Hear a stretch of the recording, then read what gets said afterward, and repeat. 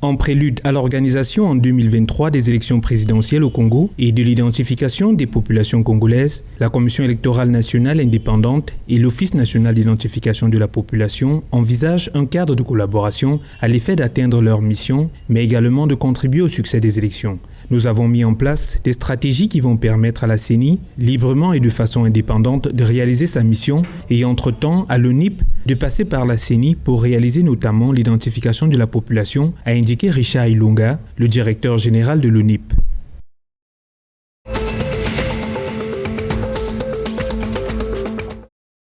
38 membres du comité spécial chargé des négociations avec les politico-militaires ont été nommés à l'Ordre national du Tchad à titre exceptionnel selon un décret du chef de la transition, Mahamat Idriss Déby. Il s'agit spécifiquement de 13 membres élevés au grade de commandeur, 6 au grade d'officier, 8 au grade de chevalier et 11 au grade de la dignité de grand officier. Cette reconnaissance intervient au terme des pourparlers entre les rebelles et autres politico-militaires pour la paix au Tchad tenus à Doha au Qatar.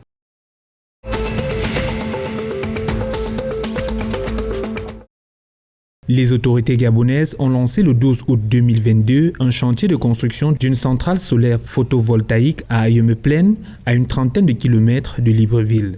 Le chantier se déroulera en 2 phases d'installation de panneaux solaires d'une capacité cumulée de 60 MW, équipés d'un système de stockage d'énergie par batterie de 15 heures. À terme, le projet dont l'exécution s'étend sur 15 mois devrait permettre de satisfaire l'accroissement des besoins énergétiques de la ville de Libreville et ses environs.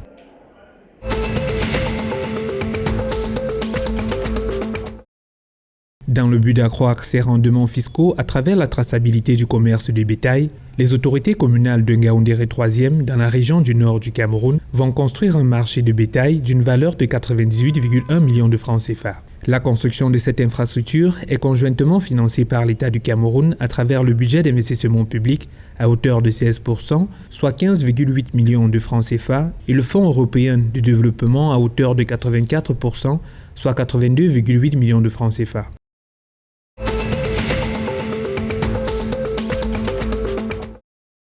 Les autorités équato-guinéennes envisagent le raffinage du pétrole brut localement. La compagnie pétrolière nationale de Guinée équatoriale, G-Pétrole, et les sociétés chinoises CRCC et CIRDL ont signé un accord cadre y afférent mardi 16 août 2022 au Palais du Peuple à Malabo. Productrice de pétrole depuis 1995, la Guinée équatoriale fait raffiner le pétrole à l'extérieur. À terme, le projet qui permettra de raffiner localement sa production et donc de bénéficier davantage de valeur ajoutée contribuera également à créer des emplois et à booster les revenus du pays.